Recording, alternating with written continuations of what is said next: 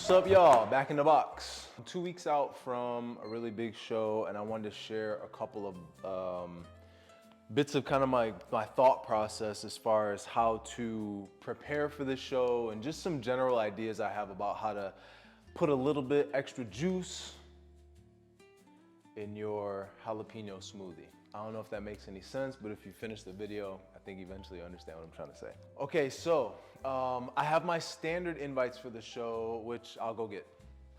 All right, so check this out. So they're beautiful. They have the title of the show, and they have me on there. They have a QR code you can scan to see the show.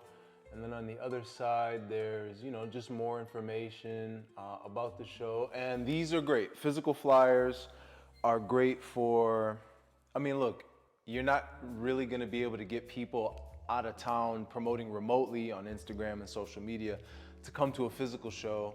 And so handing these out in person is really important. So these are beautiful, but I told the people who are hosting the show for me, hey, if you guys want something a little extra, I can make a few extra special invites for some of your clients. And so they said, yeah, we have a few each, like each one of the lawyers had a few people that they wanted to give them something handmade, something custom, something extra to really, it just drums up the energy for the show, gets people excited about what I'm creating, and they get to, they get encouraged to come because they've gotten a little piece of something that they know is handmade.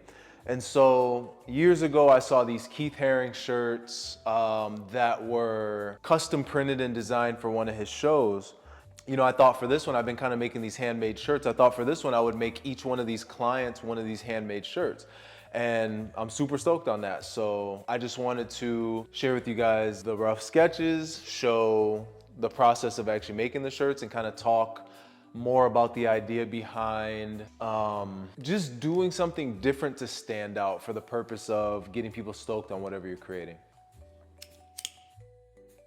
What's up? It's nighttime in the studio, and I thought I'm coming to you from the future, from when this video was recorded. I forgot to actually put in the section of me talking about the shirts, and so here we are.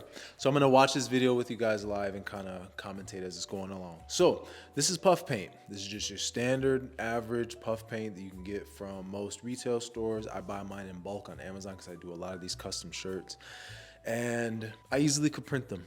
Sometimes I think I want to, but there's something about making them from hand that the person who receives it, they can tell that it was crafted by me. And so that's what we're out here doing. We're pressuring people to come to events through bribery and through gifts.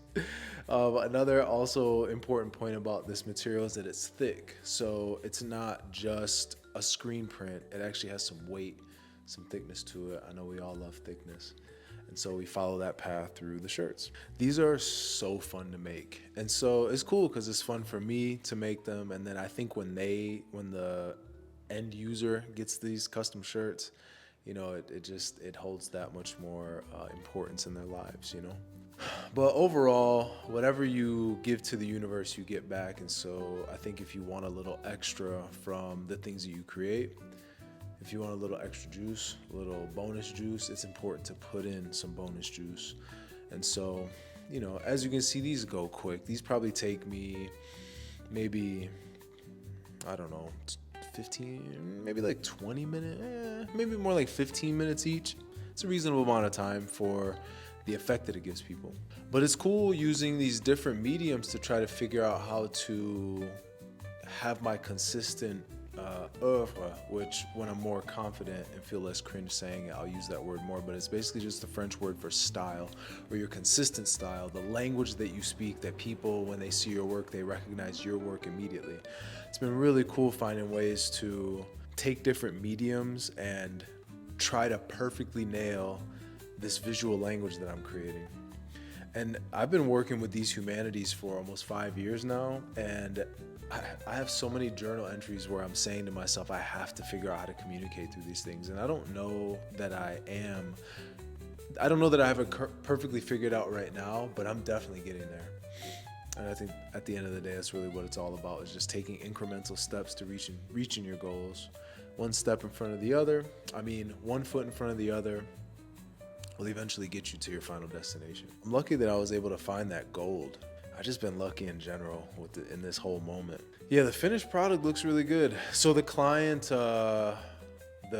actually got, not the client, one of the lawyers actually got the shirt today, and I don't think he realized that it was supposed to be for someone else. So he sent me this text like, oh my God, thank you so much for the shirt. And I had to explain to him that's actually not for you. That is for whatever VIP you want to invite. So there you go. Next up. Okay, and the other thing I wanted to talk about is diversifying your portfolio. So you see these big, I'll bring one over. Okay, you see this big ass sculpture? It's got a lot of, ooh, don't break it. It's got a lot of texture to it. You know, it's different. Damn, the lens, hold on. I feel like the lens is dirty. 1 second. All right, so I'm gonna be showing 3 of these sculptures at the show. This one isn't finished. It's probably about 50% of the way there, but the whole purpose of me wanting to bring this up is to talk about portfolio diversification and kind of the purpose that I see in just creating something that isn't wall art and being okay with the idea that it won't sell, but the purpose that making something like this actually holds in a big art show. All right, so I'm gonna pop up a little video right here as I talk about this concept. So here's my ideas behind it. I'm not expecting these sculptures to sell. That's not the reason I'm making them. The reason I'm making them is to speak my voice, to create something that excites people, that kind of confuses people, something that, look, the purpose of art is to get your audience to feel something. Not everything has to be about sales. And let's be honest, most people they wouldn't even want something that big in their home.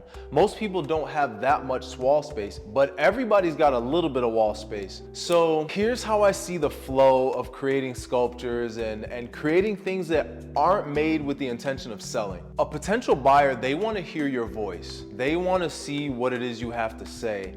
And even though they may not have a pedestal like these here, can you see? I'm gonna get one of these too.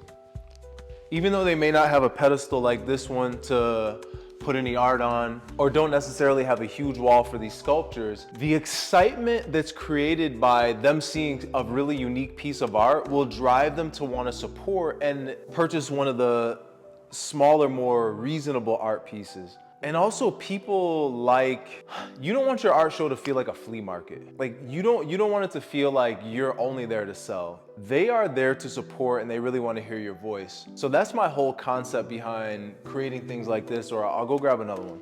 Or like something like this. This is big as hell. And I mean, where is this gonna go inside somebody's house? But this is still something that, you know, it's important to me that people see this. So that way they say, oh, wow, that's really cool. That creates a really interesting energy. Why don't I go look at the smaller pieces and the smaller things that this person has to offer to see if there's something reasonable for my home? Everybody's got a little bit of us. Everybody's got a small amount of wall space, you know? But the whole point of what I'm trying to say is just stretch those arms, like play in clay. Go to the hardware store, get some weird materials, find your style, find an expression that excites you. Try to stay consistent, even though you're using odd materials, try to stay consistent with your expression. Find a groove, get in that groove, and create something that's odd even for you. Also, create something that you want to create, not so much something that you think that your audience would want. So anyway, yeah, I'm excited to show these big sculptures. They're very strange. Even when I look at them, I'm like, what the hell is this? You know what I'm saying? But that's what I want them to think. What the hell is this? You know? And then get curious. And then, because that question makes people want to seek. It piques their curiosity. And then they move to the next stage of figuring out, are they bailing on this thing? Do they not want to see any more of it? Or do they want to dig deeper? So don't be scared. Stretch your limbs. And trust that what you're going to create is going to create intrigue in people's minds.